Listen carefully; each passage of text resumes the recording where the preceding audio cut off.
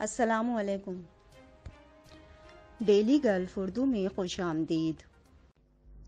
امارات پاکستان کو $1 ارب اضافی دے گا، موجودہ قرض کی واپسی کی مدت میں توسیع۔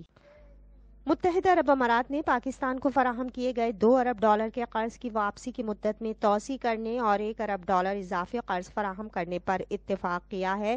وزیر اعظم آفس سے جاری پریس ریلیز کے مطابق جمعرات کو وزیر اعظم شہباز شریف نے ابوظہبی میں متحدہ عرب امارات کے صدر شیخ محمد بن زاید ال نہیان سے ملاقات کی۔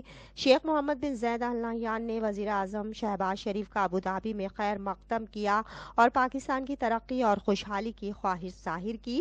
انہوں نے دونوں ممالک کے درمیان تاریخی تعلقات اور متحدہ عرب امارات میں پاکستانی کمیونٹی کے گراں قدر تعاون کو سراہا۔ وزیر اعظم نے برادر ملک میں مدعو کرنے پر متحدہ عرب امارات کے صدر کا شکریہ ادا کیا۔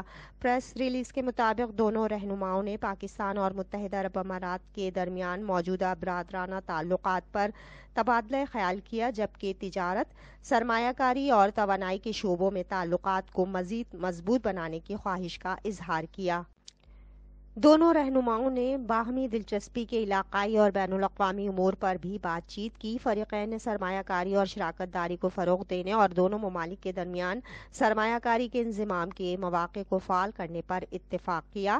دونوں ممالک نے دو طرفہ تعلقات میں مسلسل پیش رفت کی رفتار پر اطمینان کا اظہار بھی کیا اور تعلقات کو مزید مستحکم کرنے اور رفتار فراہم کرنے کے لیے ہر سطح پر دو طرفہ تبادلوں اور باقاعدہ بات چیت کی اہمیت پر زور دیا۔